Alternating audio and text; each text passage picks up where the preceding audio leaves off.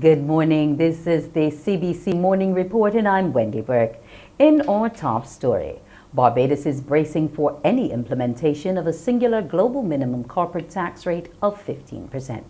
The United States government proposed a global tax on multinational corporations of at least 15% in the latest round of international tax negotiations a few months ago. The discussion has been centered on how a deal could be reached with countries that fear hiking their rates will deter investment. The rate was a lower than expected proposal from the United States, and the Treasury Department hailed its positive reception among other countries as a breakthrough in the negotiations. The fate of the talks is closely tied to the Biden administration's plans for overhauling the corporate tax code in the United States. It is felt the legislation could be passed later this year.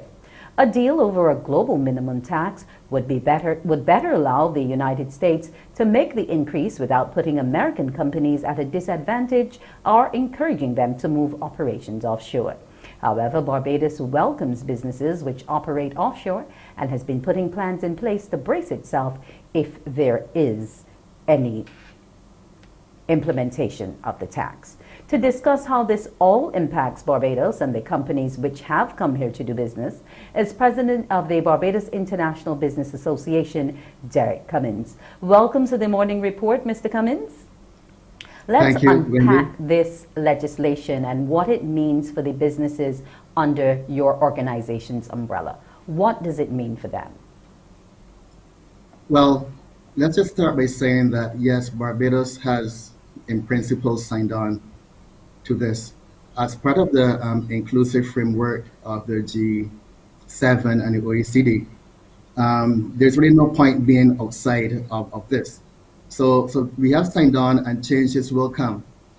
What this means is that Barbados has to focus on the other things that we do well. The reality is that tax efficiency is a key part of business planning for large corporations. Tax efficiency allows them to retain a higher level of earnings that they can pay to shareholders, they can reinvest into the business, or they can also do their corporate citizenship, charitable giving, etc. So it impacts them in that one of the major impacts will be our ability to attract direct foreign investment.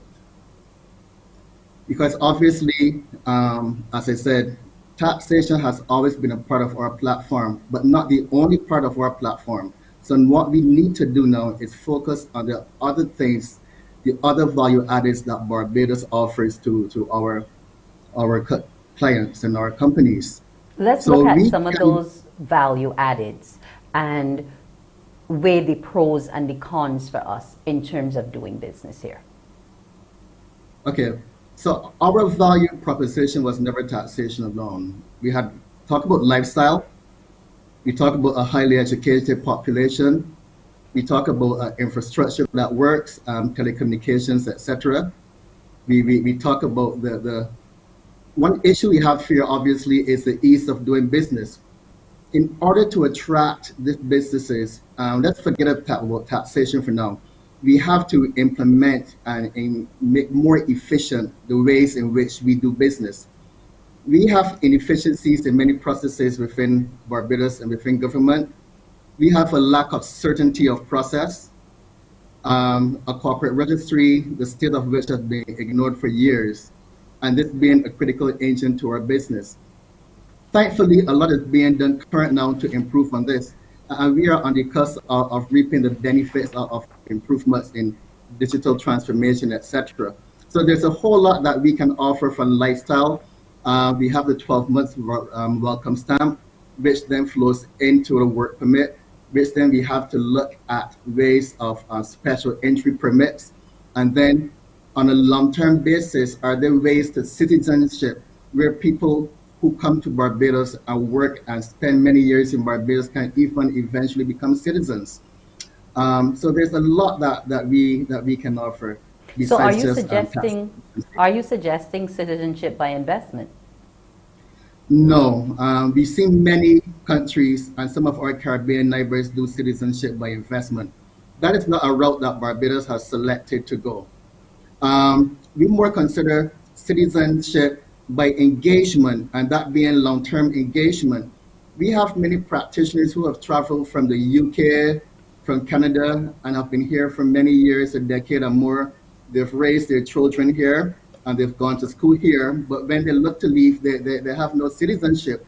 What they know, who they know, is Barbados, but now they have to somehow acclimatize to being a citizen of Canada, operating on a Canadian passport, etc.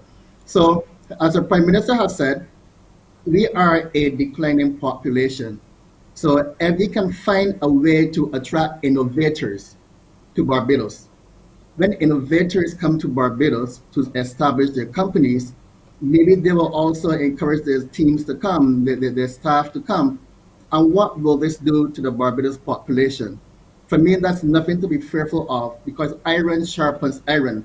We want our young people rubbing shoulders with the best in the world, not having to go overseas to do that, but the ability for them to have a metropolitan experience here our universities, in our bistros, in our bars, in our communities, whereby they can understand what it is to succeed, what success looks like, what new age education and learning looks like, what drive looks like. So we have to find a way to attract and keep for a long term um, people who can bring other value skills to Barbados and also help us upskill our nation. Okay. Upskilling doesn't only happen in the classroom, it happens on the job. Okay, final question to you. You mentioned the digital world, you mentioned innovation. For a long time, the financial services sector has led or offshore investment. What other new areas do you see unfolding or that we should be looking to attract so that this minimum tax rate does not impact us so greatly? Well, you're exactly right. What can we do? So we have been looking to attract, yes, those multinationals, which will be mainly affected by this. Barbados has also looked to attract high net worth individuals, ultra high net worth individuals, and corporations which may not be multinational to headquarter here, to back office here, but also to establish real business here of substance here in Barbados. So these are cutting edge industries. These are technological industries which are building the new world, the new things that really make the world go round. Fintech is one thing. We hear a lot about the crypto space. We look at the cannabis space. What really is the Barbados cannabis market to be? We need to figure that out. We look at medical tourism. That is remains a real possibility. We see a lot in the education space, but also let's consider outsourcing, back office support. Is there a place still in the mutual fund market per se? Maybe not in the mutual fund management, but what about administration of mutual funds, administration of investment management? There is so much more that we can offer. And what do we have here? We have a platform that works, and we are looking to make it work better. We have the structure, we have again the lifestyle, and we do have to upskill our workforce force in some of these more technical areas. Okay. And that is for certain that Okay. we are able to do this. I want to thank you so much for joining us here live on the Morning Report, Mr. Derek Cummins, the president of BIBA, and good luck to you and your other partners in ensuring that this tax does not affect us adversely. Do enjoy your morning. Okay. Thank you, Wendy. You too. Well, we'll be right back on Morning Report with the COVID-19 updates. Yes, please.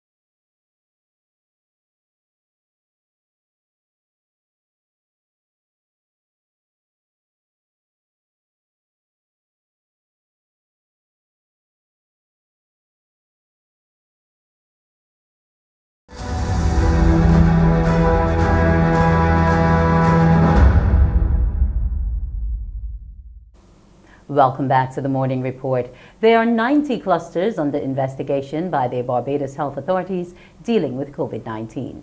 Chief Medical Officer Dr. Kenneth George made the revelation after the daily cases and positive COVID results from Tuesday's tests reached 124. Several of them are families, so we have a lot of family clusters. The virus is spreading very quickly within family groups.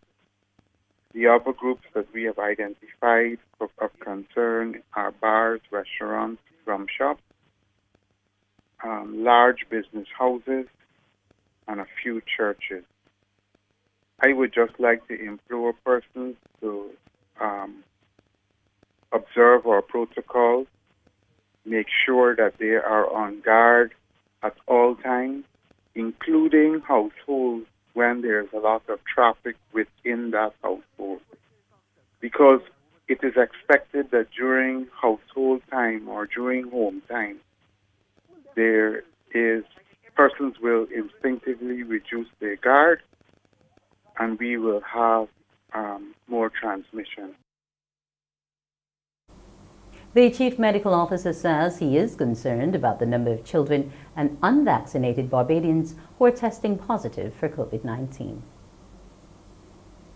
Between 15 to 20% of persons being identified under the age of 18. Persons who have not been vaccinated make up approximately 80 to 85% of persons entering Harrison's Point. And these persons are having poorer outcomes. And we are certainly investing much more health care in these individuals because many times they are symptomatic. So we're asking the public for cooperation. The other issue we are seeing is that persons are presenting with late symptoms. When you present with symptoms late, you tend to be highly infectious, and by then the virus would have been spread. Dr. George says all monitoring methods indicate that COVID-19 is on the rise, and he again urged Barbadians to get vaccinated, adhere to the protocols, and observe good hygienic practices. He added that from tomorrow, the Ministry of Health will scale up its community vaccination efforts, and is asking the public for its cooperation. Another Barbadian has lost the battle with COVID-19. The deceased is a 60-year-old man who passed away on Tuesday while at the Queen Elizabeth Hospital's Accident and Emergency Department. He had comorbidities and was unvaccinated. His death brings to 53 the number of lives lost to the virus. The Minister of Health and Wellness, Lieutenant Colonel Jeffrey Bostic, expresses sincere condolences to the family and friends of the deceased. As we reported, the number of new COVID-19 cases has surpassed the 100 mark again. 124 were recorded on Tuesday, comprising 51 males and 73 females. They were discovered after the Abesto Santos Public Health Laboratory conducted 1,710 tests. Of those new cases, 21 are under the age of 18. There are now 752 people in isolation. The finances of Bermuda's main hospital have been strained by the COVID-19 pandemic. It has added to the pressures of caring for the territory's elderly population, as we hear in this Bermuda Broadcasting report.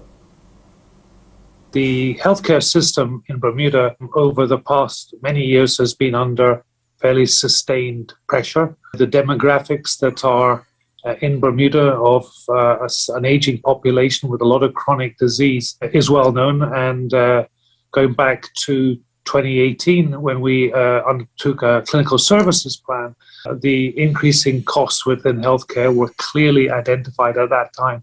Superimposed on that, in 2020, the global pandemic hit our shores. The additional pressure on top of what we were already experiencing was the new normal. Responding to the coronavirus in Bermuda, the hospital had to increase its pharmaceutical supply, its laboratory expenditure, and its supply of personal protective equipment.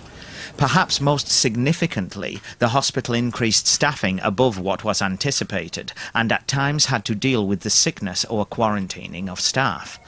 Bermuda Hospital's board CEO and president, Dr. Michael Richmond, was transparent about the hospital's diminished working capital, the funds used to pay monthly costs. Our working capital back in 2016 was certainly in excess of 60 million. Bearing in mind our monthly expenditure is close to 28 to 30 million. That was about 2 months working capital. Our working capital or our cash reserve in terms of the last 6 to 9 months has fallen to less than 1 month's working capital or cash reserve. Yesterday was the deadline by which health staff in France were to be vaccinated against COVID or be suspended without pay for breach of contract, except where medical exemption has been granted. The mandate came into force on Wednesday, 2 months after President Emmanuel Macron announced the ultimatum. Around 2.7 million staff in hospitals, retirement homes, as well as fire service members must prove that they've had 1 vaccine dose at least or risk losing their job. France's public health agency estimates that roughly 12% of hospital staff and 6% of doctors in private practices have not been vaccinated. I'm disgusted, but there's nothing I can do. I have to put up with it. I don't know what tomorrow will bring. I know I'm not being paid as of today and yesterday as I was on a demonstration. I'm not sure how I'll cope, but I tell myself that every day is a new day. And I tell myself that I will find a job outside of the health sector because of the way the government is tackling hospitals. I don't know what to say. I don't care. Honestly, I don't care.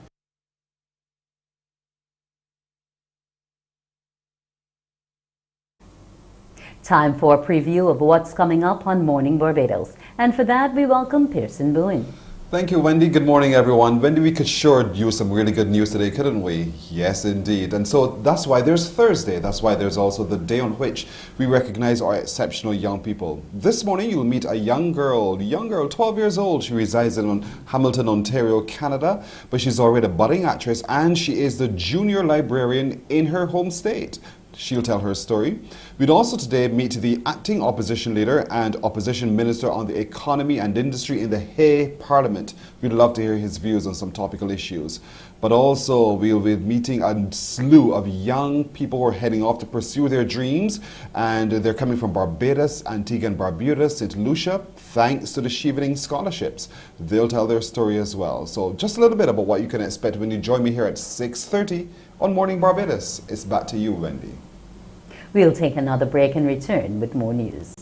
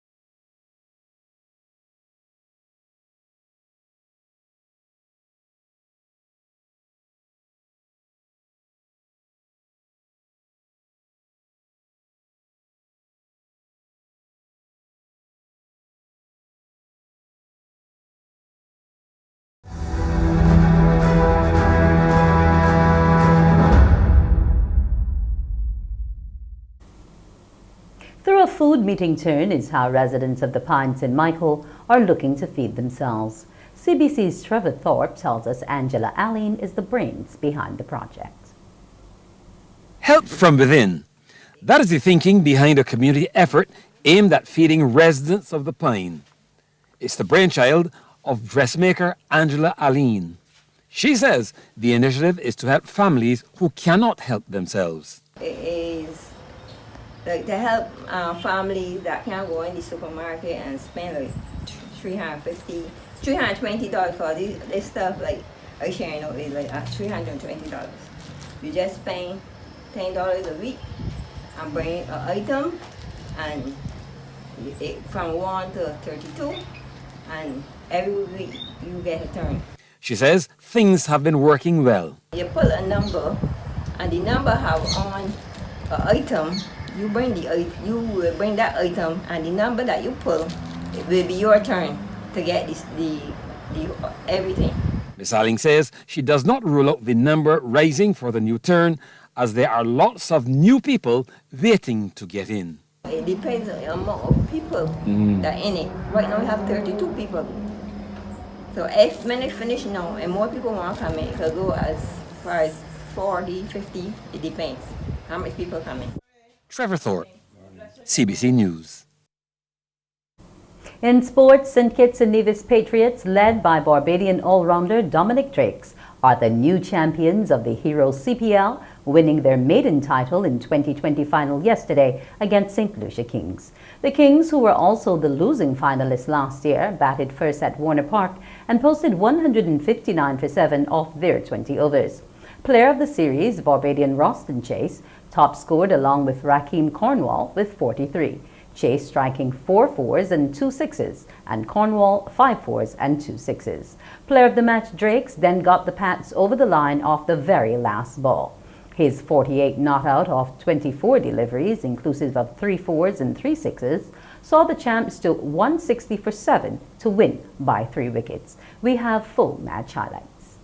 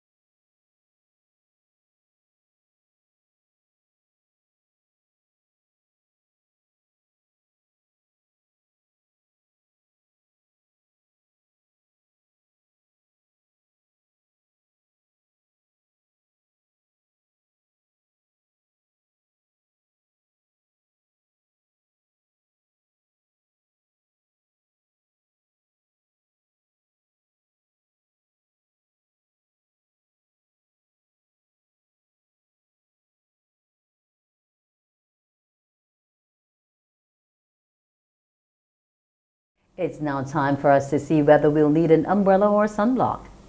In today's weather, Barbados right now, the temperature stands at 27.8 degrees Celsius.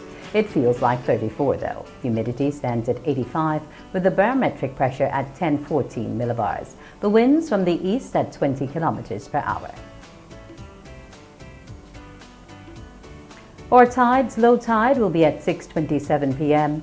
and high tide at 1:31 p.m. The seas are moderate in open water with swells ranging from 1 to 1.5 meters and steady. Forecast of Barbados today, mostly sunny. Tonight, mostly clear. And in the Lesser Antilles today, in the morning, it will be fair to partly cloudy at first, becoming partly cloudy to cloudy with scattered showers by mid-morning.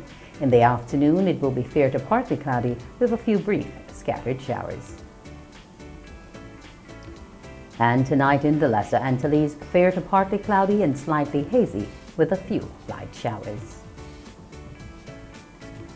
And here's a look now at the forecast for international cities.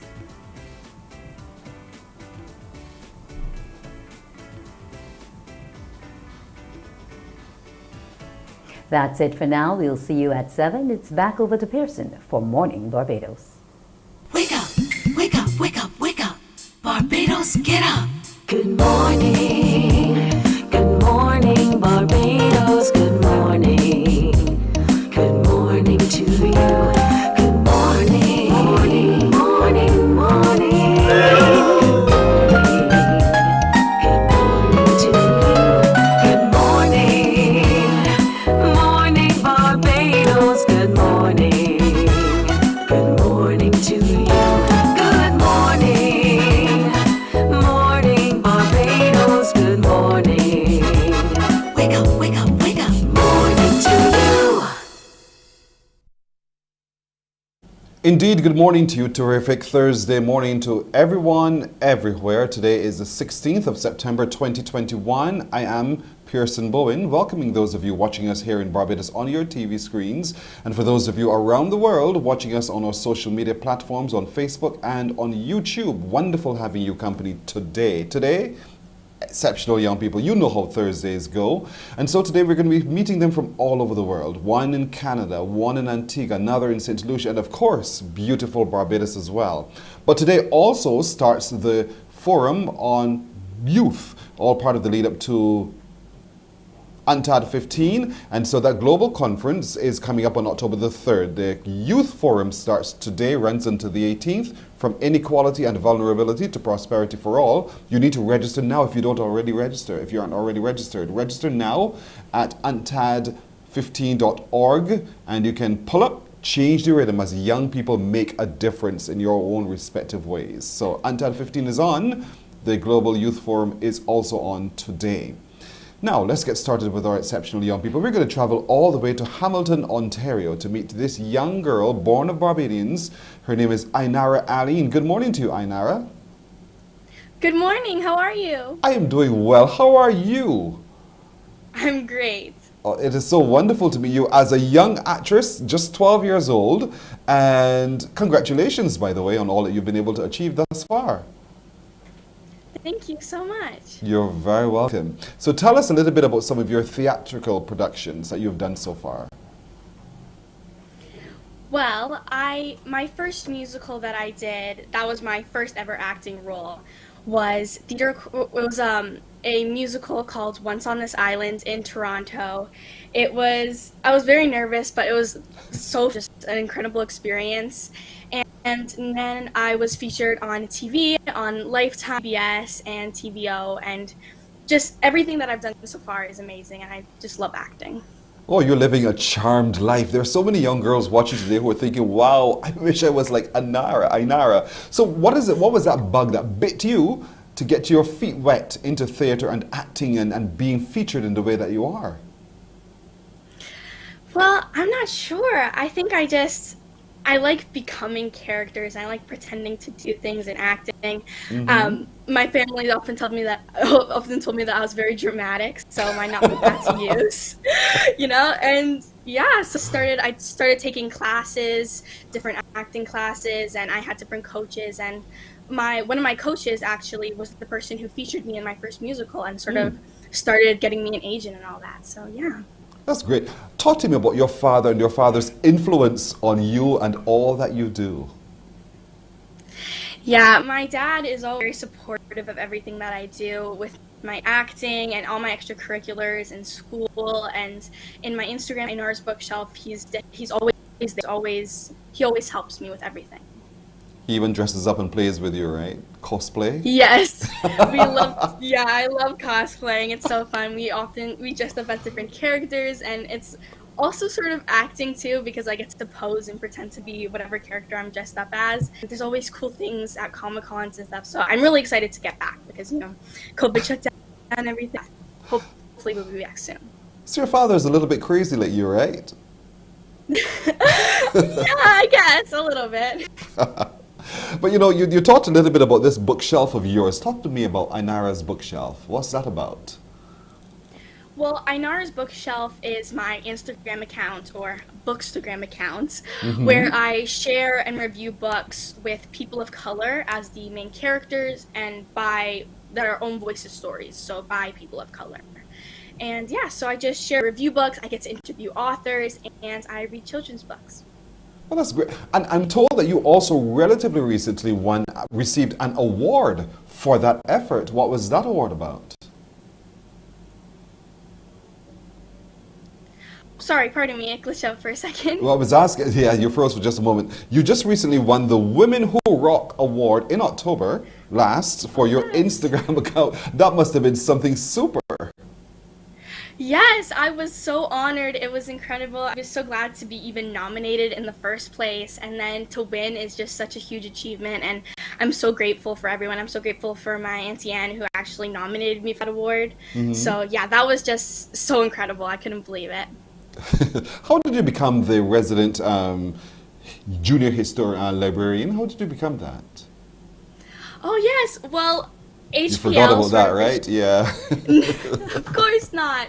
It's incredible. I actually have weekly meetings with the librarians, at Hamilton Public Library, and I get to make book lists, and they take the books that I review on my Instagram account and feature it in their catalogs. And whenever I get ARCs or like advanced reader copies, I tell them to, you know, add this book to your catalog and it's coming out and it's going to be great. So yeah, we do lots of work together and it's been really fun so far. Do you get a chance to feature any of the books written by Barbadian authors? Yes, I do. I have a few actually that I love so much. Actually, here's one of my favorites. Which is it? It's called Josephine Against the Sea. Yes! It came out recently. Yes, I got to interview the author, Shakira Bourne. She was so nice, and this book is so fun and crazy, and I love the characters and the world. So yes, this is a great Barbadian book. It takes place in Barbados. So yeah. That's right. That's right. Oh, thank you so much for reaching across the seas to touch our authors as well. So when you shared that with your Bookstagrammers, tell us about what their response was to that particular offering of Josephine and the Sea. They loved it. I mean, it's a Caribbean escape, which is just incredible right now when we're stuck in lockdown and stuck at home. And yeah, they're just so happy. The book is amazing. Shakira Bourne was so nice, and it was such a great interview, so they loved it so much. And yeah, I mean, the book is incredible, so they all said that they're going to check it out, so I think they will. You're a really good salesperson, I'll tell you that, Ainara. So having been immersing yourself in other people's books, are you considering yourself writing at all? Yes, I mean, I've always loved writing, and I'm currently sort of working on a children's book with my dad about the power of reading. So stay tuned for that. I wonder who'll do the book review of your book. That'll be interesting to hear their review of it, indeed. So stay tuned for that. It's coming very, very soon. Now, your last name, Aline, is one of those names that we hold dear here in Barbados. Tell us about it, because you're Canadian. So tell us about who from your parents is a Barbadian. My dad is the Barbadian, of course. When I go to Barbados, I stay with my grandpa and my granny in St. James. And yeah, so yeah, my dad's the Barbadian in the family.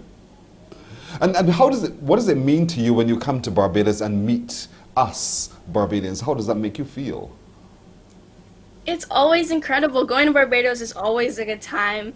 The beaches, my family, of course. And in Barbados, it's mostly black people, so I can sort of just relax, and I don't really have to worry about, seeing representation, and it's just a great vacation. It's everything that I could possibly hope for. I'd love to hear it from your young eyes because, I live here all my life. So therefore, for me, you just accept what is. But you don't live here regularly. You visit. And so could you describe for me Barbados as you experience it? Barbados is just a peaceful place that is so fun and warm, where you can just go and have fun I can go see my cousins and family I haven't seen in a long time, and go to the beach with my grandpa and spend time with him, and it's always just a fun experience that I look forward to. Barbados is so peaceful, so warm. I love it. You're such an ambassador indeed for us. When you talk to your friends in Hamilton, Ontario about Barbados and about your father as a Barbadian, what do you say to them about us?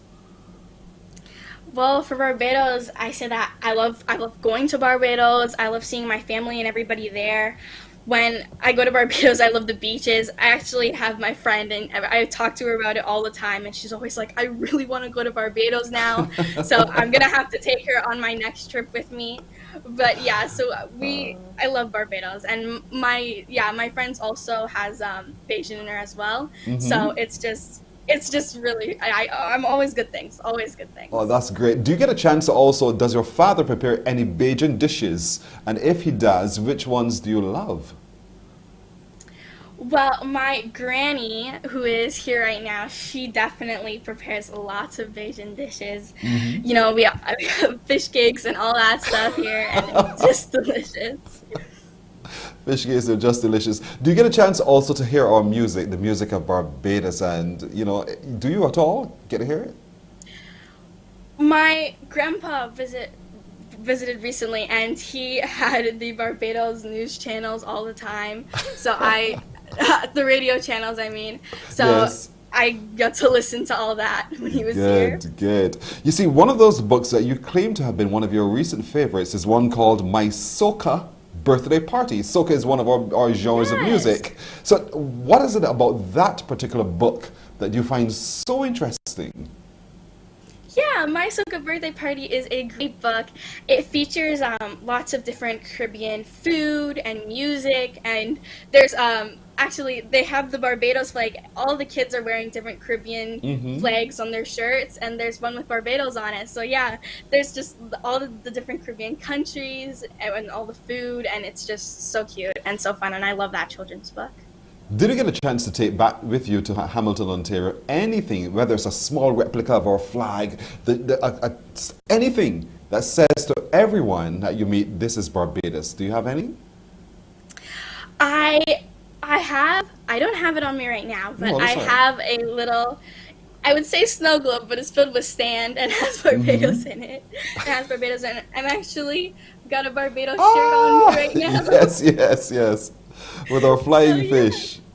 Oh, that is beautiful. You are such a Barbadian at heart. And I love that. I actually quite love that your father was able to instill in you, Miss Little Ontario, the fact that, that we are Barbadians and this is who we are, and you have embraced our culture so beautifully. How's it for you, though, having Granny there with you at the moment? It's great. She's always good at taking care of me, and I love her so much. Oh, that's so sweet. I must make her feel so proud to see her little girl grow up. I know you're part of the PBS Kids as well. Yes, I was featured on Odd Squad in PBS Kids. That was so fun. It was so cool. Odd Squad is mainly just a pure kids cast, so it was really fun seeing all those kids and just hanging out with them and acting and having a good time. Oh, this is great. You're living a totally storied life. A lot of people will not have had the experiences that you've had. And there she is on the PBS series, the TVO Kids. Look at her right there. Beautiful indeed. And no doubt your family has been over the moon for all that you've been able to do so far in your 12 years here on this earth. Paint for me your picture of your next 12 years. What do you think that picture looks like? Oh, wow, I'm not sure. I think I just want to keep reading and sharing my message and doing well in school and keep up my grades and just continue doing that. And hopefully, yeah, and I'll of course get to visit Barbados lots and lots more times. Yes. Oh, that's beautiful. Ainara Aline is her name. Give us your Instagram handle so we can come join you on Instagram and engage also on your bookshelf there. Yes, my Instagram account is Ainara's Bookshelf. Ainara's Bookshelf. There it is on your screen, everybody. Ainara's Bookshelf, 12 years old.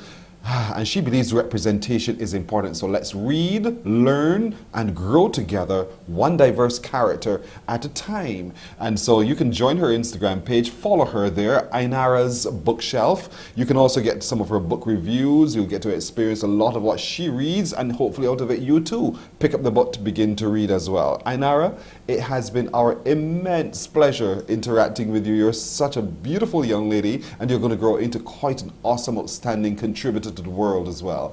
I only want to wish you the very best going forward, and thank you for joining us this morning. Thank you. Thank you so much for having me. You're very welcome. Indeed, our pleasure. Ainara Aline in Hamilton, Ontario, in Canada, one of our exceptional young people this morning. 15 minutes now to go to 7 o'clock. We'll take a break, and we'll come right back with more this Thursday morning on Morning Barbados.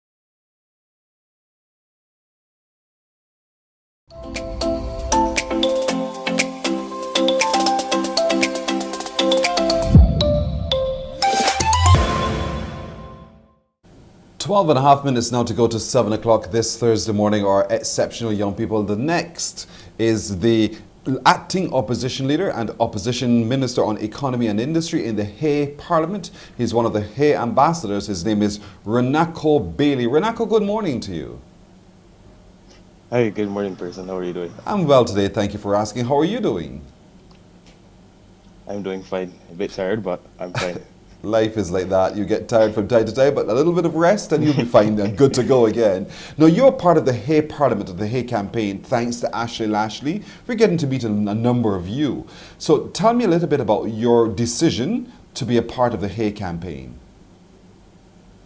Yeah, so my decision would have actually started last year, Mm-hmm. and it would have piqued my interest on the matter of climate change.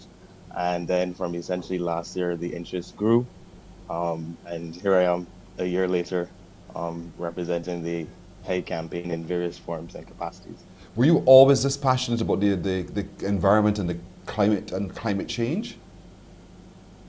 I think definitely it would have started last year, and it really just grew Mm-hmm. because my initial curiosity from last year in terms of climate change and the environment, and then over that last year of phase one of the campaign, my interest would have definitely grew from there.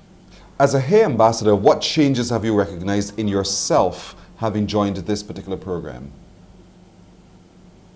The changes that I would have recognized in terms of being able to speak more and specifically about climate change, being more aware about climate change, and specifically the more specific stuff regarding climate change, rather than the general stuff that you would be hearing, and as well as getting experts, hearing their feedback and hearing from their knowledge and learning from them. That's where I would have said. Do you get the sense that a number of young people, particularly young men your age, are as keen about the things you are keen about? I think there is an interest there, but then it really kind of looks at how we as society see our young men. Yes. But I do think there is a number of interest there across the board. Hmm. You also, because in leadership positions, you're not unfamiliar. You've been in leadership positions as a student representative for the Faculty of Society at the University of the West Indies. So all of that is all part of your grooming for doing what you're doing. Yes, I know. I would have said to some friends earlier that Pearson is a guy that does his research. So even though it may, that aspect is not on my social media pages or anything, yeah, I was expecting that one. Don't worry, we know all about you. We know what we need to know about you. So there it was, you're doing all of that kind of thing. But now you are the acting opposition leader in the Hay Parliament. And so you are the one who brings an alternative point of view to what's going on. Plus, you're also the opposition minister on the economy and industry. And the Caribbean islands are challenged by this pandemic. We're challenged by a whole host of things. We're all trying to balance all of these different balls juggled at the same time. What advice would you want to give to anyone in positions of power right now, watching and listening, that would help them understand better what needs to be done? I think I think with what I think first of all, I think they're doing a phenomenal job. For example, I think one of the important factors that really needs to play a part is the unity. We're all small Caribbean islands, and and even unifying outside of the Caribbean, because one of the things that we found, especially in the Hay campaign, is that the Caribbean isn't the only person that faces these threats to climate change. There are various countries across the globe who face these threats to climate change. So I think pushing the more unified approach, or continue pushing that more unified approach, and pushing policies that are equal to all and fair to all, that would be my advice. So who's to push? Who's the one to do the pushing? I think everybody has to do their own level of pushing. So we as individuals, private sector, public sector, we all have a part to play in this. How are you being able to galvanize the interests in young people? Because you're also one of the advocates for doing so. That's part of your job, to be able to whip up the interest among young people, young men in particular. I'm curious about to say let's put aside all of the other things, because there's some bigger things we need to also focus on. How are you doing that? I think it starts with finding what persons are interested about. So, for example, you may be interested in playing sports. How then do you play sports to advocate for something that you're passionate about or something that you're interested in? So then is finding that area of small interest that persons are interested in, and then growing from there and building on the knowledge in terms of the specific area that they're interested in. How old are you now, Renako? And as well as providing them opportunities. I'm only 20 years old. You're only 20 years old. Are you taking on all of this? Is it something that you thought that at 20 years old you would be doing?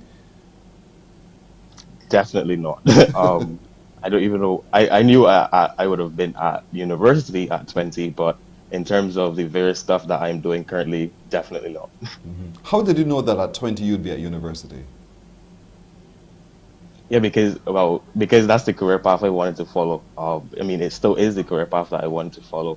Around when I would have entered sixth form about 2016 or so.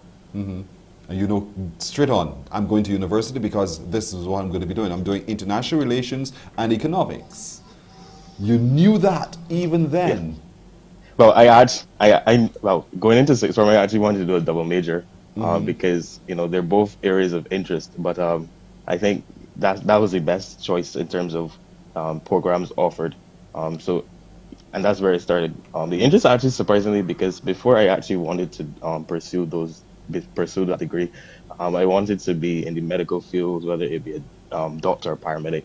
And it's only when I was transitioning from fifth form to sixth form that change occurred. Renako, a lot of young people your age would have struggled with just trying to make sense of life and understand what's going on. And some would give up, some would give in, others would persevere as yourself. What advice would you give to others right now who are watching you, who are saying, you know, I hear you, Renako, it's all right for you, you got through easy, but I'm struggling with trying to make a decision as to what I want to do with my life. What do you say to them? Yeah, and I think, well, this is advice that's also given to me on a daily basis, and something as simple as take it one day at a time. Every day is really not the same. That's the truth is sometimes there are hard days, there are bad days, there are good days. Sometimes, you know, depending on your circumstance, just take it one day at a time and begin sowing small seeds, begin taking small steps, and as you take those small steps, eventually you would be taking medium-sized steps and gradually getting to bigger steps. That's excellent advice. If you weren't doing this, if you weren't studying at the moment, what you said to me you wanted to be a doctor or paramedic in the medical field, fine. What else do you do for fun? That's a question that I had to ask myself recently. But because so much of my time is taken on the various works that I do. But in terms of what I do for fun, I think spending time with family, definitely my close friends, and as well as spending time and just relaxing, because really it can get strenuous at times. So I recently found a love for Disney Plus, so that's where I usually am outside of everything else. Mind you, you're only 20 years old. Imagine at my age when life becomes so stressful, and you don't have the time. That you're fortunate to have some time to spend time watching your Disney Plus and everything else. Are you also into sports? No, I'm not into sports. I don't play sports, but I do actually like to watch volleyball, and more recently I found a loving for Formula One. For what? Formula One. Oh, Formula One. Oh, okay, got you. When the fellas see you come through the area and they say, that's Renako, man, what do they say about you? That's a good thing. I really don't, sometimes you don't know what they say about you. But, I think being, from my community, it's, you really be kind of like a beacon. You show, that all hope isn't lost, and that you could be that small person from a small community, just shining your light wherever you want to shine your light. And so where in your community is that next place that you want to shine your light on? You mean in terms of the work that I'm doing? Yes. I think one of the things, that I would have started in terms of the societal gender and inclusion, particularly pertaining to what is a male. We have so many definitions of a male. At my organization, sometimes we always talk about how sometimes as males we're put into this square box, and being a male is not just only this square box. To broaden the definition, broaden the access as well. That's brilliant. The Global Forum on UNTAD is coming up very shortly, but today starts the Youth Forum. Are you involved in that? Did I lose you? Yeah, I dropped it there a minute. Sorry about that. That's all right. My question to you was, today starts the Youth Forum leading up to UNTAD 15. Are you aware of it and are you involved in it?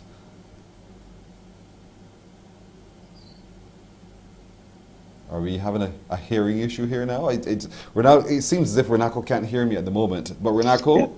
No, can you hear me? I can hear you. Can you hear me? All right, let's see. Renako, checking 1, 2, 3. All right, he seems to be having a challenge there, but we've come pretty much to the end. We don't have much more time left. But I want to thank Renako Bailey, is his name, Renako Bailey. He is the Hay Ambassador. He's also the acting opposition leader and opposition minister on the economy and industry. He's also the student representative on the social sciences faculty at the University of the West Indies. He's a young man. He's only 20 years old, and he just wants to make a difference. Let's help him make that difference as well. Another of our exceptional young people this morning. We're going to take a break, and we're coming back with more on Morning Barbados.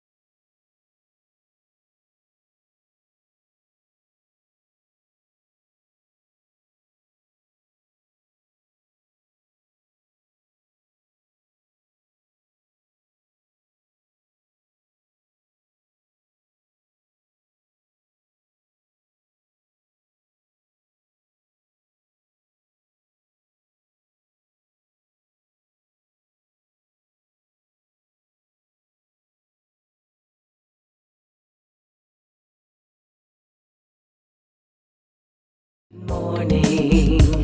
Good morning to you. It's 7 o'clock, time for us to take another look at the news. Here's Wendy Burke. There are 90 clusters under investigation by Barbados' health authorities dealing with the COVID-19. Chief Medical Officer Dr. Kenneth George made the revelation after positive COVID results from Tuesday's test reached 124. Several of them are families, so we have a lot of family clusters. The virus is spreading very quickly within family groups. The other groups that we have identified of concern are bars, restaurants, rum shops, large business houses, and a few churches. I would just like to implore persons to observe our protocols, make sure that they are on guard at all times, including households when there's a lot of traffic within that household. Because it is expected that during household time or during home time, persons will instinctively reduce their guard, and we will have more transmission. There are 90 clusters under investigation by Barbados' health authorities dealing with the COVID-19. Chief Medical Officer Dr. Kenneth George made the revelation after another Barbadian has lost the battle with COVID-19. The deceased is a 60-year-old man who passed away on Tuesday while at the Accident and Emergency Department of the Queen Elizabeth Hospital. He had comorbidities and was unvaccinated. His death brings to 53 the number of lives lost to the virus. Antigua and Barbuda has officially withdrawn from hosting CARIFESTA 15, which was scheduled for August 2022. This as the country continues to battle significant challenges brought on by the COVID-19 pandemic. Minister of Creative Industries Darrell Matthew says it followed a careful examination of current epidemiological and economic circumstances. The Twin Island nation was originally to host the 15th edition of CARIFESTA in August last year, but the regional festival was postponed because of the pandemic.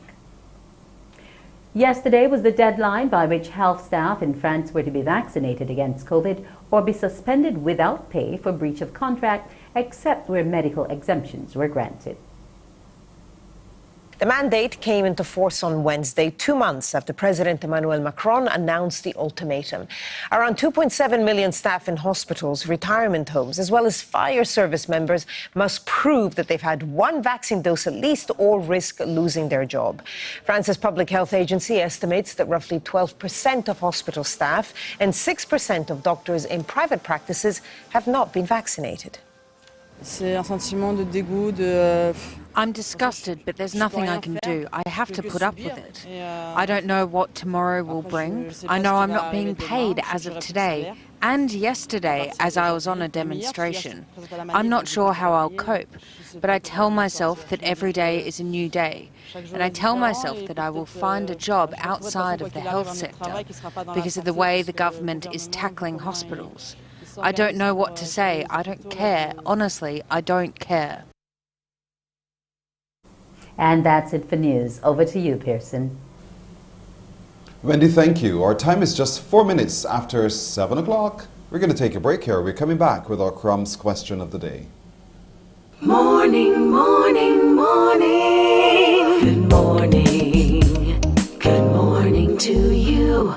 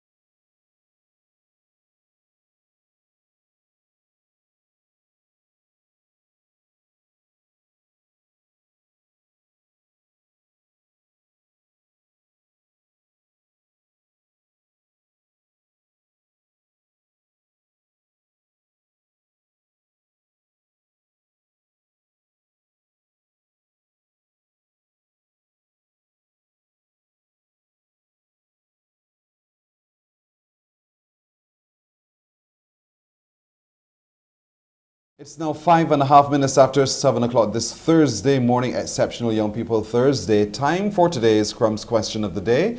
Time for you to call me on 228-5562 or 228-5563. Just those two numbers, 228-5562 or 228-5563.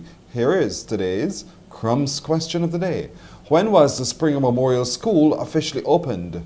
When was the Springer Memorial School officially opened? Do you have any idea? 228-5562 or 228-5563. I can see the past students rushing to the phone, all of you. So when was the Springer Memorial School officially opened? 228-5562 or 228-5563. Let's get going. And when we do, you know, of course, we have a little bit of a conversation right here. So 228-5562 or 63. When was the Springer Memorial School officially opened? Call me from every parish this morning. You know, it's been concentrating in St. Michael primarily. No. Come on, St. Lucie, St. James, St. Peter, St. Joseph, St. Andrew, St. George, St. Thomas. Each of you also has an opportunity to be able to call. So call us now and tell us when was the Springer Memorial School officially opened. 228-5562 or 228-5563. Good morning. Hello. Hi, good morning. Hi, good morning. So where are you calling from? I'm calling from St. Thomas. St. Thomas, all right. I'll call you out, man. What's your answer for me this morning? Is it 1964? Don't ask me questions. Okay, 1964. When in 1964? January the 1st, April the 14th, December the 29th, September the 31st. October in 1964. You have some help in the back. No. Oh, that was your mother? No. Oh, someone. Yeah. Because I can hear a lot of voice in the back there giving you some hints. So would the voice be able to say then, break it down a little bit closer for me, when in October of 1964? I'll have to take a guess, Steve. Your help has gone away. October 1964. All right, I'll take it from you. October 1964. It's actually the 1st of October 1964. Is your helper a former student of the Springer Memorial School? No. I actually saw it sometime when I visited the school. Really? So you saw it, you remembered 1964, and your helper remembered the October part. And I guessed the 1st. And you guessed the 1st. Okay, well, that's fantastic. Any relatives who would have gone to the Springer Memorial School as far as you know it? I know some friends that went there. Mm-hmm. It's a good school, isn't it? It is, yeah. One of the great schools. One of the better schools on the island. You're absolutely right. Well known for? Well known for athletics. Go ahead. And? Oh, they have some great teachers, and the principal is also a great principal as well. Tell me where it's located. Tell me, where is it located? It's in Government Hill in St. Michael. What's its primary color on the building? It's baby blue. You know this thing tall, buddy. Thank you, Mr. St. Thomas. Stay on the phone. Don't put down. You're absolutely right when he says the 1st of October 1964. Just to see if he knew a little bit more. He's right. And certainly we want to congratulate him today and congratulate any others who are going to call tomorrow to get a chance to win in our Crumbs question of the day. A break. And when we come back, we meet another exceptional young person. Morning, morning, morning. Good morning. Good morning to you.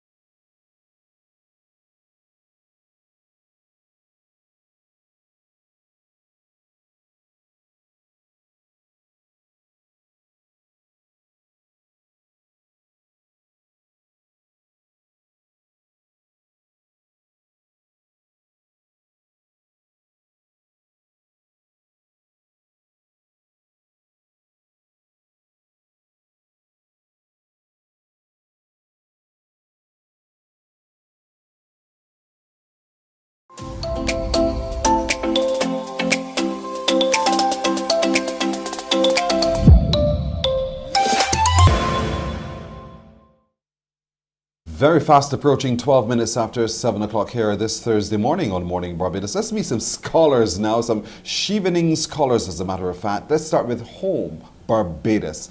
This person, you know, whose face you know, it's Chad Blackman, Chad Monaville. Chad Monaville, you got to forgive me, Chad, morning. Your mother is going to beat the living daylights out of me. Morning, Sue. So, Chad, congratulations. You are now the recipient of a Chevening Scholarship. Congratulations. Thank you very much. It's a very proud feeling. So I'm very looking forward to being in the UK and so on. I can well imagine. You put in a lot of work over your short space of time on this earth. You know, you were the Barbados CARICOM Youth Ambassador. You currently serve as Deputy Chair at the Earlston Teachers Training College.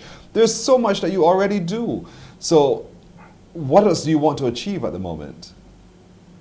Well, you know, from the time I was a very young person, you know, my mom always ingrained that education was very important, and everything that I do is set against that background, making sure that I upskill myself to be of national service and equally then giving back in terms of lending my capacity. So having been afforded the Chevening Scholarship, it is now to head to the UK and pursue a master's in real estate finance at Henley Business School, where I'll be able to, analyze varying real estate deals. Because when we look at the context of Barbados, there's significant investment required in our infrastructure, and equally right across the region. And, as I said, I'm very much CARICOM minded, having been a former CARICOM youth ambassador. And I'm also guided by a philosophy which says that young people need to become experts in the industry and to use that expertise for national interests. But I go a step further and I say regional interests, because I recognize that infrastructure development is required not only in Barbados, but right across the region. And so that's your focus, really, infrastructure. And as a registered valuer and looking at our housing stock, looking at our property in the Caribbean, you see there's a need for your specialty. Yeah, most definitely. One of the major things that is lost upon persons is that it is okay to provide, in this instance, as we speak to residential real estate, it is okay to provide residential real estate solutions, but the importance of it is how you finance those deals. And in the financing of those deals is whether you'll be able to get a positive leverage in terms of your cash flow and your return on investment countrywide. So it's important not only for us to have that capacity, but equally for us to bring it home in a very local context. Because I'll tell you this, and this is one of the reasons that I'm very passionate about what I do, is that we don't have the local technical capacity within the region. A lot of the region is dominated predominantly by expats out of the same UK, and that is why 2 years ago, when I started lecturing at the UWI in Open Campus in Real Estate Economics and Appraisal, I saw that as also the means of giving back. Having been afforded the opportunity to get that skill set, I saw that as a means of giving back. And to date, I've taught over 150 persons at the UWI, and not only nationals, but equally regional students. And now, going to the UK and doing this master's in real estate finance is also another means of getting additional skill sets, which I can bring back to the region. Our young people are challenged by so many different things that distract their attention, but you've remained focused over the years. What is it you think that keeps you laser sharp focused on being who you are, developing yourself, and in process giving back as well? What is it? But I think personally you hit the nail on the head when you give your open remarks. You said Sue. My mom has been a very pivotal part of my development and still continues to be. Equally, having a strong network of mentors. So it is always about paying forward. I know that I've been very fortunate. From the time I was in primary school, I always say that a community has raised me, and that has been spearheaded by my mom. And again, having been afforded those opportunities, it is now really about paying it forward. And that is why I'm very big on mentoring young people as well, and also offering my service, as I said, at the UWI and in academia, and equally across the region. One of the things I enjoy doing, because I tell people all the time, I enjoy my work. I enjoy traveling the region and going to various destinations, and advising clients on various hotel deals, commercial deals, and so on. So it is something that is a passion of mine. But at the end of the day, it is really about giving back. Having been afforded the opportunity is now about giving back to society as well. Tell me about the process applying for the Chevening Scholarship. Well, I was actually recommended to apply for the Chevening Scholarship. It was like, Chad, you need to do this. You need to do this. So I did. I did apply, and there was about I think it was about a 4-month wait. We then had to do an interview process, and then it was a bit of a lull until results came back. And I'm someone who every morning I would get up and check both my phones because I receive emails from various jurisdictions. Yes. So the first thing I do when I get up on a morning is I check my emails. And I saw the Chevening email came through, and I was like, oh, wow, okay. Yeah, but that email could have brought you bad news as well. But you thought, were you a little bit like, cautious? I'm not going to open this just yet because I am not sure what it's going to tell me. How was that emotion for you? Well, looking back, I'll say that when I saw the email come up on as the headline, I was a little hesitant, no lie, to open it to see, And I to can see hear, what it read. I can hear Sue in your ears, Chad, open the thing, let's look and see. And then you did, Oh, and God. there it was. Congratulations, right? Thank you very much. Yes, Oh, it certainly was, and I'm very elated. As I said, I'm in the process now of finalizing everything to head off to the UK. So I'll be there very shortly. And you know, the last couple of months has been surreal, and I know that these next 12 months will come very quickly. But equally, as I say, I like to forecast a lot, and I forecast and I see that there's significant benefits from doing this master's in the UK at the #1 business school for the built environment. So I know that when I come back to the region, I can be of significant benefit to our built environment, and that is something that I want to publicly again restate that I'm very thankful to the British High Commission here in Bridgetown, the Shevelin Awards Committee, and equally the Foreign Commonwealth Development Office in the UK. And so once again, I'll say thank you for the opportunity, and equally publicly state that, you know, I'm very grateful for the type of mother that I have who leads me and make sure that I continue to be on the straight and narrow path. Yes. And equally the society and the village who has continued to build upon my capacity as I give back, and equally seek to build upon young persons' capacity right across Barbados and the region. It's a very prestigious scholarship. It's a very select few who actually are awarded the scholarship. So you are a very special person to have been selected by the awards. No, seriously, to be awarded, to be able to say that you are a Shevelin Scholarship recipient means a lot globally. How do you see yourself leveraging this opportunity to either make a difference for those to come or to make a difference for those who you want to pay it forward to? Yeah, person, again, you hit the nail on the head, because as you said, it's a prestigious scholarship, and as it is, it therefore means that it has a wealth of persons who have done well and who continue to do well in their professional, social, and academic life.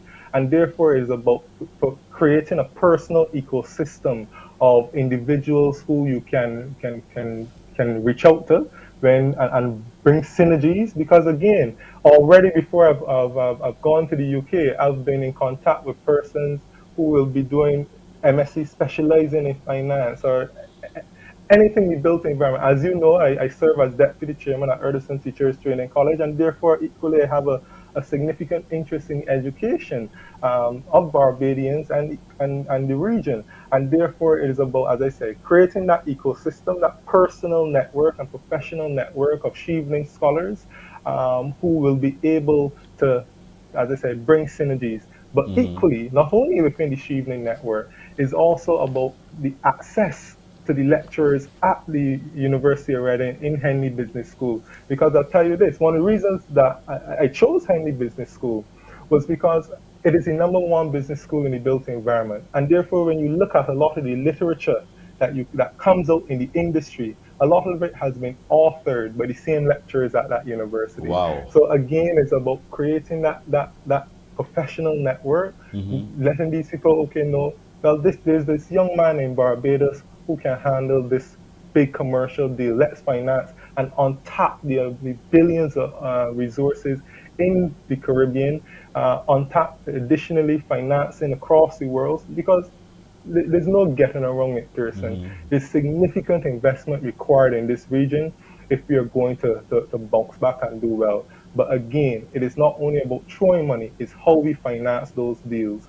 And I think that having been offered this opportunity, it is now about to come back and be of service within the private sector, academia, and so on.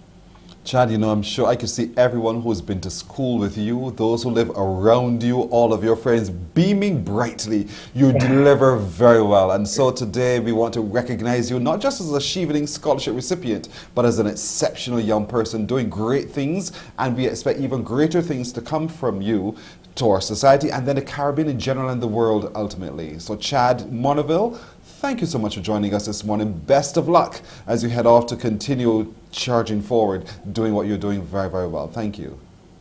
Thank you, Pearson. And don't forget, say hello to your mother for me, yeah? Will do. She's watching. Good. Thank you, John. Morning, Sue. Have a good day. Thank you so much. Morning Barbados continues right after this.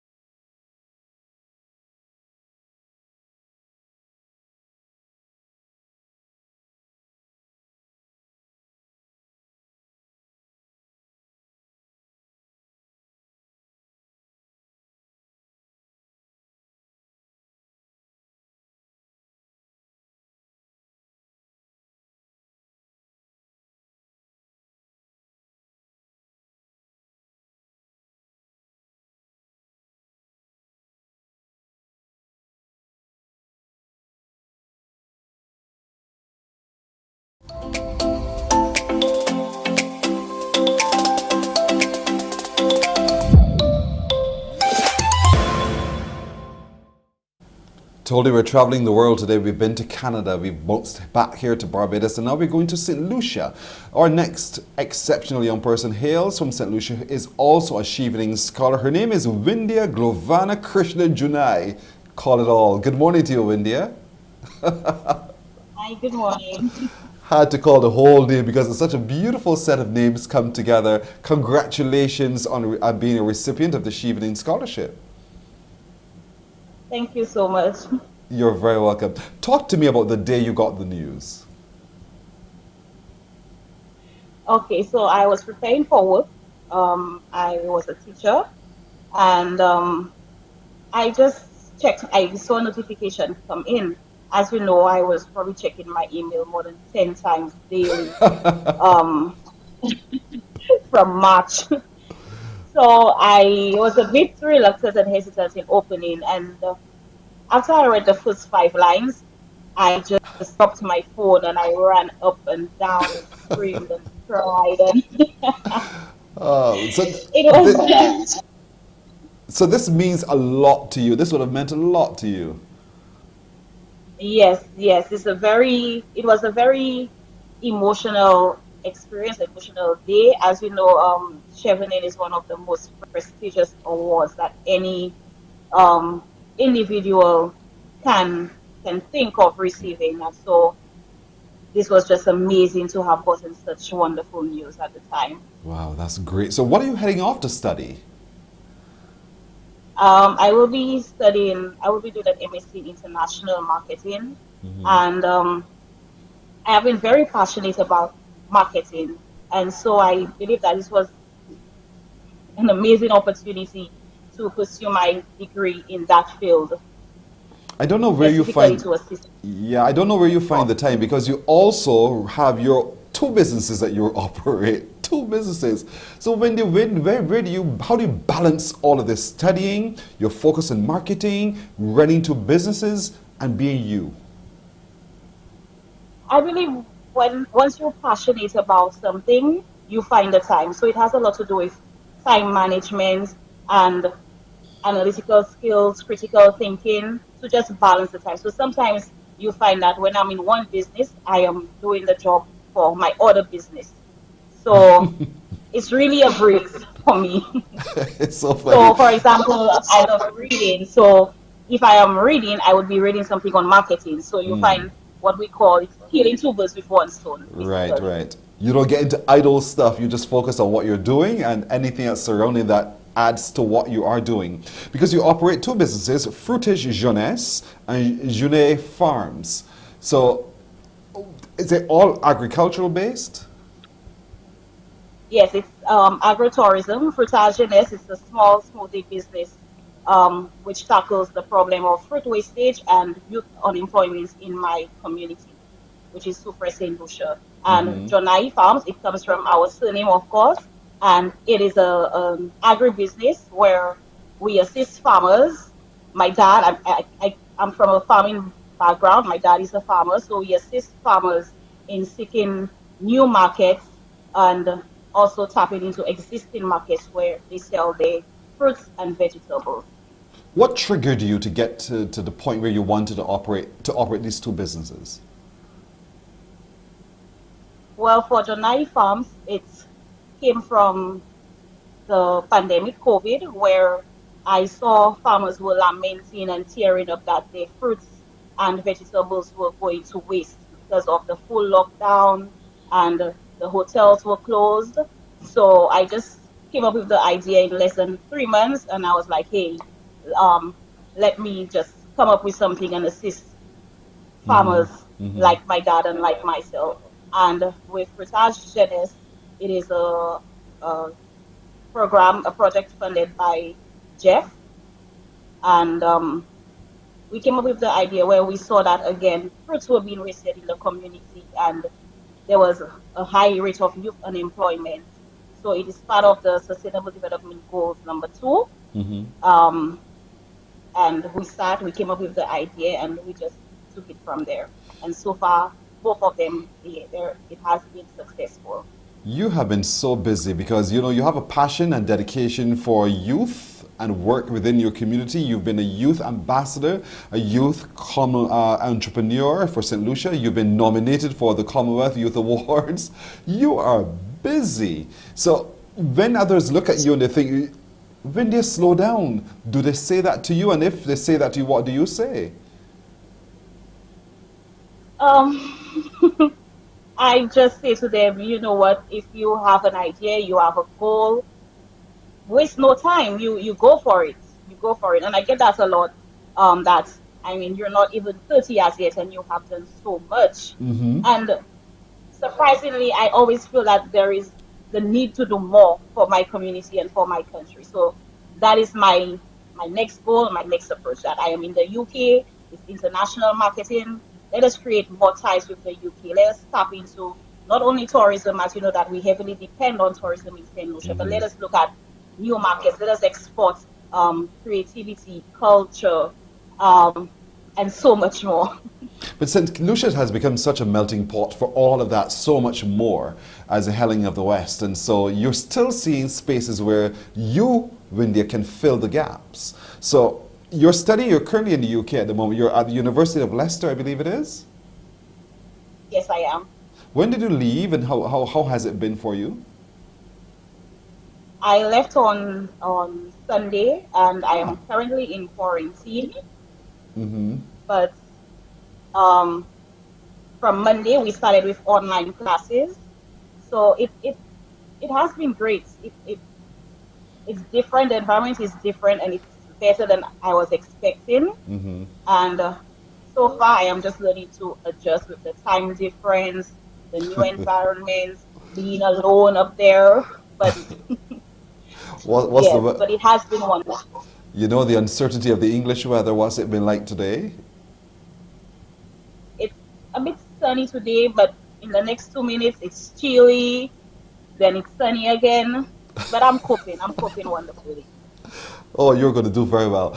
Part of your goal is to come back and assist with the development of your homeland, St. Lucia. In what ways do you think would be able to serve on completion of your scholarship? Upon my return, what the sector I would love to work in is with Export St. Lucia. And like I said before, since we're mainly we're focused on tourism, I want to look at something different. So with Export St. Lucia, I will be able to assist farmers. I am very passionate about farming, about farmers. So I want to assist farmers to be able to export more products. So right now we're exporting bananas, breadfruits, and just a few produce. But I want us to be able to export um, our local designs. So that is my main goal, to be in export St. Lucia and just find new international markets for St. Lucia. She is not even 30 years old, and she just stands up and says, I want to do this for my country. Not even self, but I want to do this for my country. And so we recognize you this morning, Windia, for the great work you've done so far. Congratulations on you being a recipient of the Chevening Scholarship. You're already there, and I know the future is going to be bright. For us, you're one of the Caribbean's exceptional young people, and we're happy to be able to feature you here in Barbados this morning. Thank you so much, Windia. Thank you so much. Thank you so much for having me as well. You are very welcome. Lovely young lady, doing a lot already. We're coming back with even more after this break.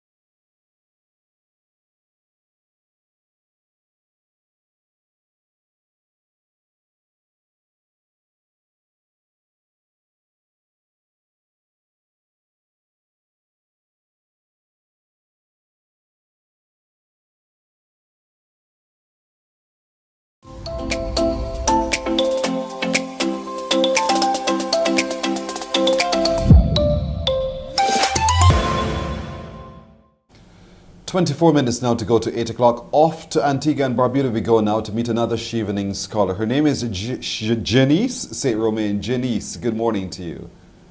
Good morning. Look at that hair, Janice. I love it. You're clearly very expressive. Am I right? Yes, I am.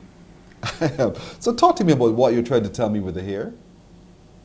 I mean, this is just me embracing my natural hair. There's not that much of a statement about it. Just you embracing your natural hair. I love it. I just love you being you. I just love it indeed. So, here it is. You studied here at the University of the West Indies in Barbados at CAFIL.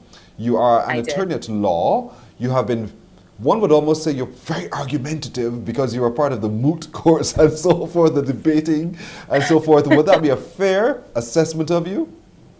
I don't know if it means that I'm argumentative or that I'm vocal for the reasons that count. I love it. You're vocal for the reasons that count. What do you see to be those reasons that count? Right now, well, social justice. Right now, what I'm trying to achieve is reform for trade policy here in Antigua and Barbuda. Mm-hmm. And so that is what the program that I selected under Chevening is directed at achieving. Well done. So why do you think that is an area that you'd like to focus on? Well, presently I work at the Ministry of Legal Affairs here in Antigua, and I have since I entered the legal practice. One of the things, well, many of the things that have been exposed here in these chambers, the Attorney General's chambers, that is, are commerce, high-level negotiations, very expansive public and private partnerships, and most of those things involve international trade.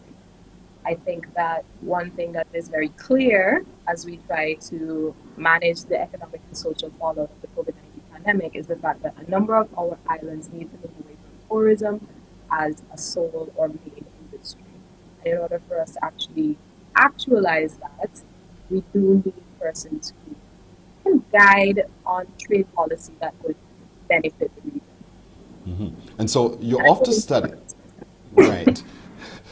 Talk to me a little bit about when you got the news that you were a recipient of the Chevening Scholarship. Well, this year's response was a bit slower because of the COVID-19 pandemic, and they were processing a lot of applications.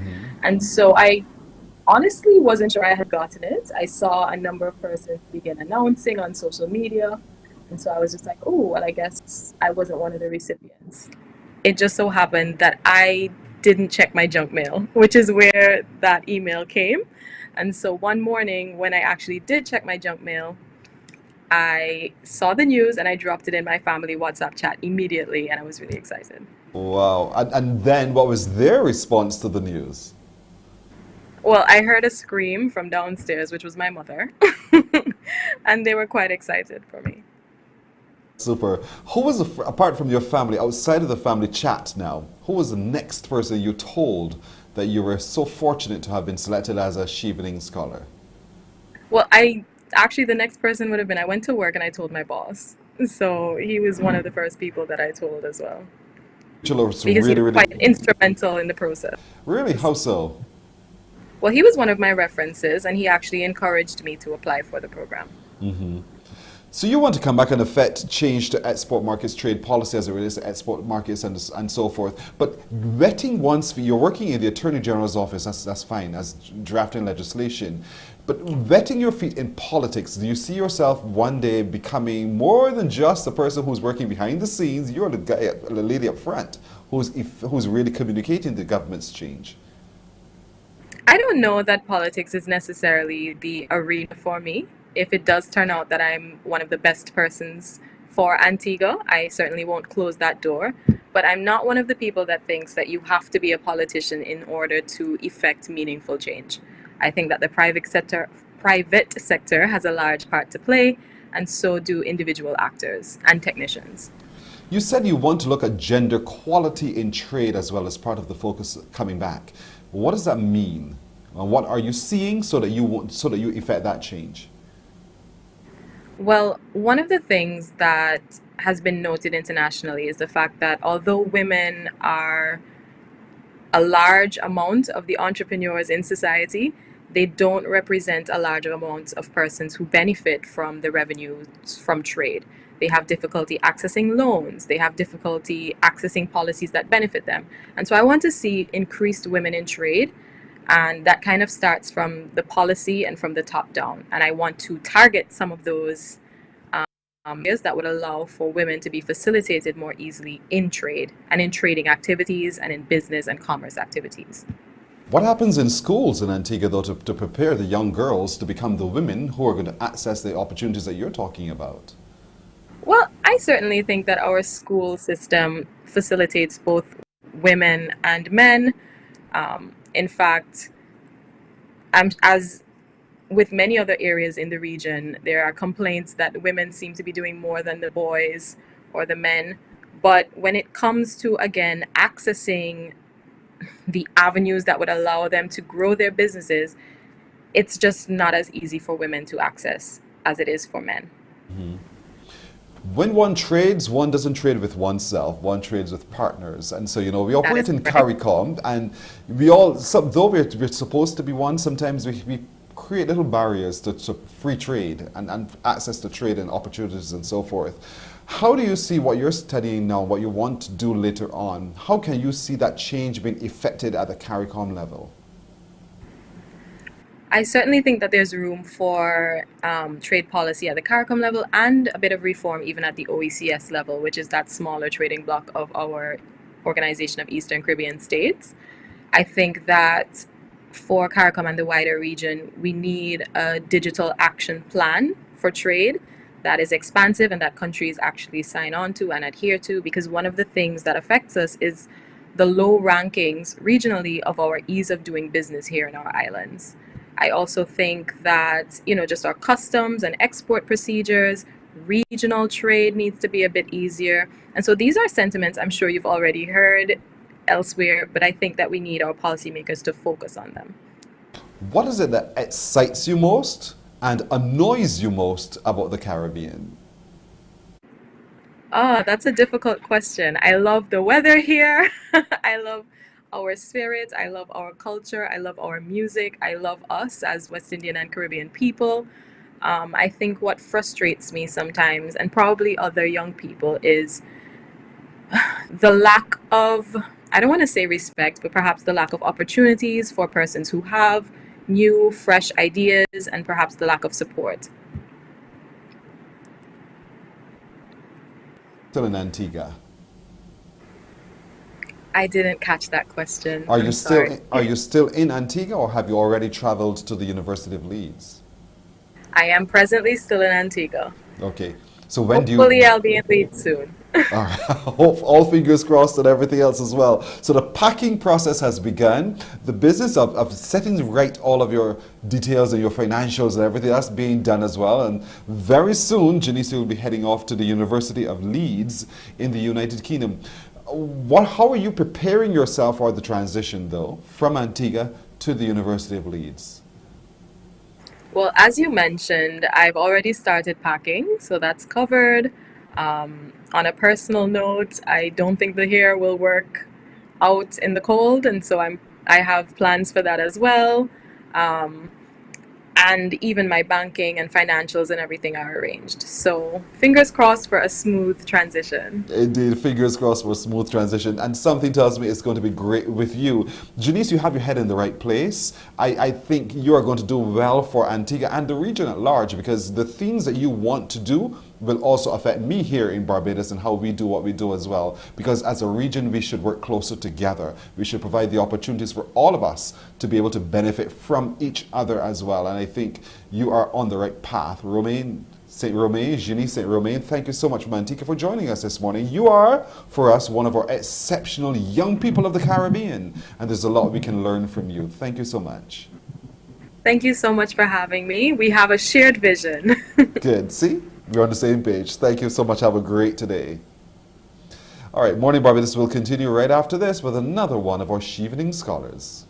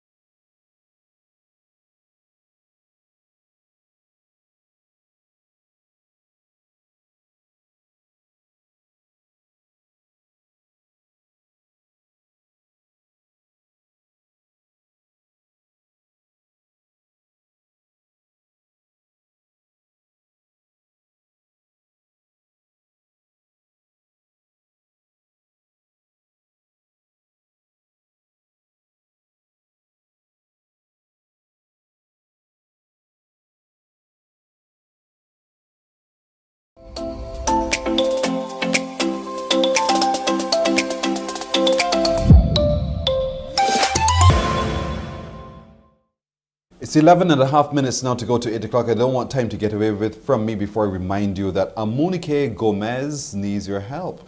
We are just halfway in helping him realize his dreams. Amunike is a very young, very good actor with the Operations Triple Threat in Barbados. There he is on your screen. Brilliant actor, brilliant.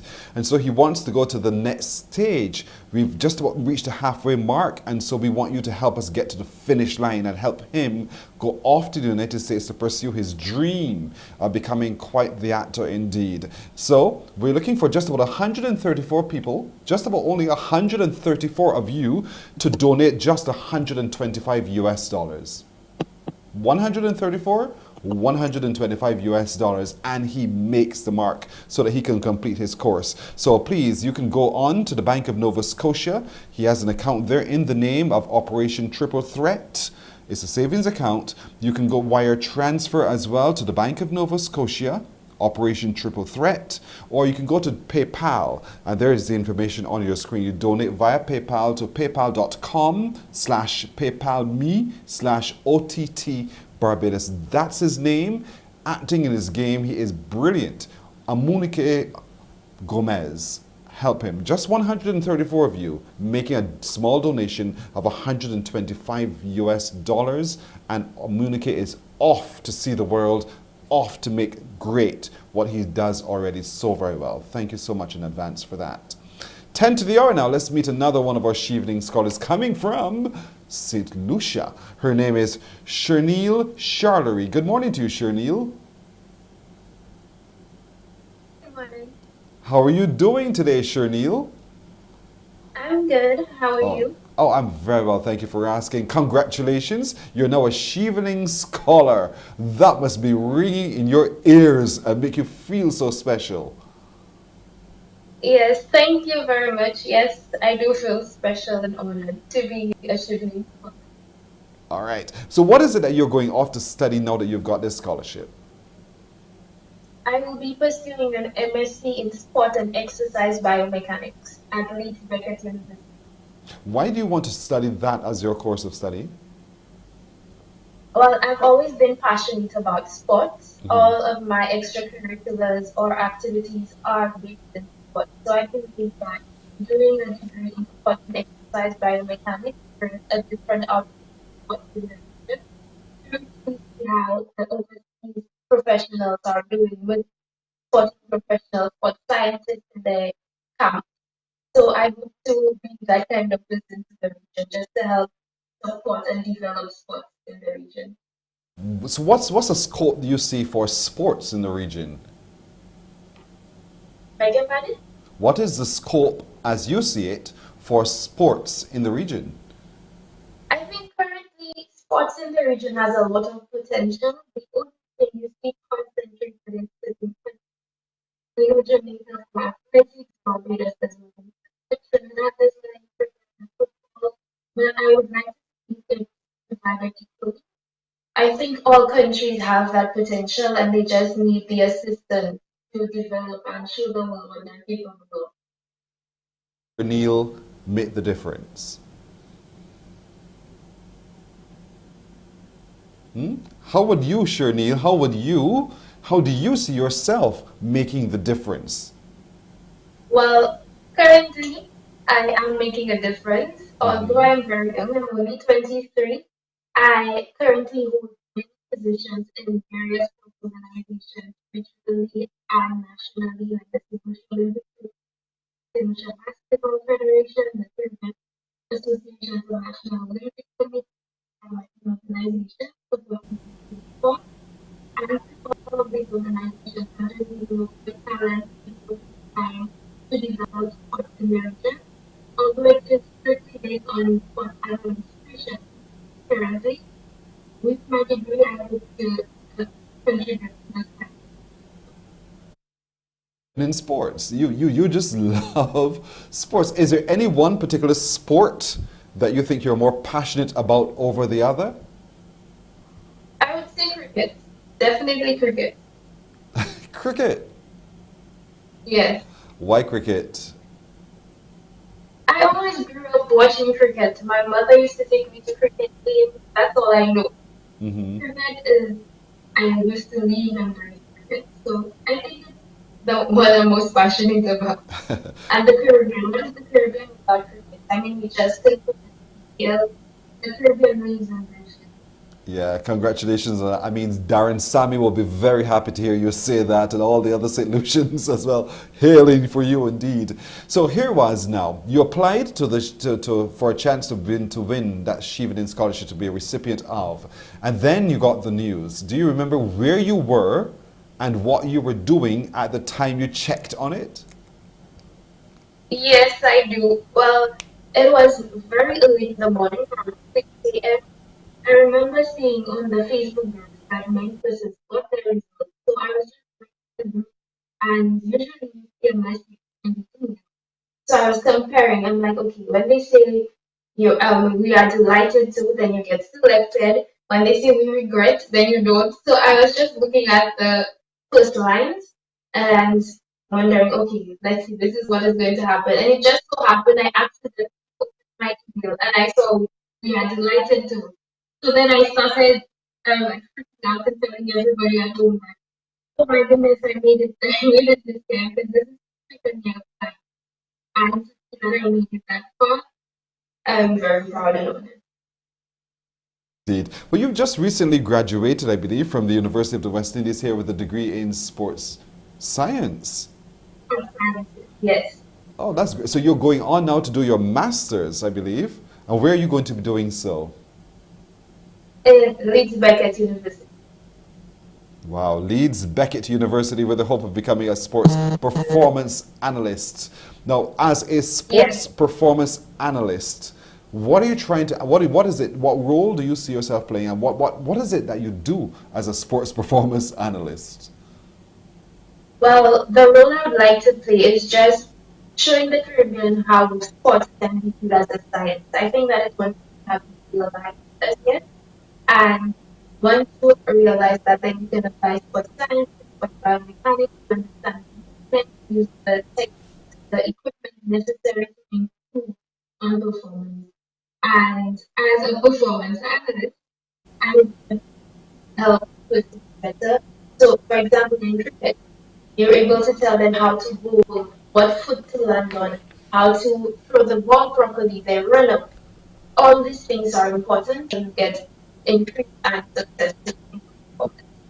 You know what I like about what you're doing? That you're not just focusing on athletics, because you know that's where our stardom comes. Athletes, oh, they're especially the Jamaicans, you know. But nevertheless, we're doing very, very well in athletics as a region. But you're saying, you know, there are other sports, and as those other sports are also being developed, we can look at the individual athlete and we can monitor their performance and see how we push them to the next level. And you go from there. How do you see going back to St. Lucia when you're finished? How do you see that being able to be accepted in St. Lucia? Well, there may be some challenges since persons are not familiar with the field yet. But I think they will be more open to it. When you sit down and tell them what you can think what it's about, I think they'll be open to it. And this is why before I decided to do my master's, I networked. So I am familiar with many of the sports associations and federations in St. Lucia, although it's through sports administration. But they know who I am, they know what I'm capable of. So I think that will make it easier for me to bring them on to the sports sciences and sports biomechanics to ensure they improve their. That's right. They know you, they know what you're capable of. Sherneil Charlery, 2021 Chevening Scholar. Congratulations. Thank you so much for joining us. For us in Barbados, you are one of our exceptional young people of the region, and we wanted to salute you this morning. So we wish you only the very best as you head off to complete your degrees, your masters and your studies. So all the best, and we look forward to greater things from you. Thank you. Thank you. You're very welcome. Sherneil Charlery from St. Lucia, Chevening Scholar indeed. But I want to remind you before we go of what we've been telling you about as it relates to Amunike Gomez. Amunike Gomez, as of last weekend, is halfway through what he's trying to raise. He's trying to raise a significant sum, but he needs your help now to help him get to the finish because he wants to get on to his studies, and classes are going to start very, very soon. So what we need for 134 of you to do, we're going to pull from your possessions, really, and just donate to him $125. Just 134 of us giving $125 to him to help him realize his dream, to pursue his dream to becoming a professional actor. You can donate to the Bank of Nova Scotia, to the account business name Operation Triple Threat. You can send a wire transfer of funds to the Bank of Nova Scotia to OTT Barbados, or you can also donate via PayPal to paypalme./OTT Barbados. Amunike wants to soar. Let's help him soar as well. 134 of you just giving $125 each, and he's good to go. So thank you for your support. And that's it for today. Thank you all for joining us. We hope you're inspired today to do so much more and so much better. We look forward to seeing you again tomorrow, should it be God's will. Until then, good morning. Wake up, wake up, wake up, wake up. Barbados, get up. Good morning, Barbados, good morning.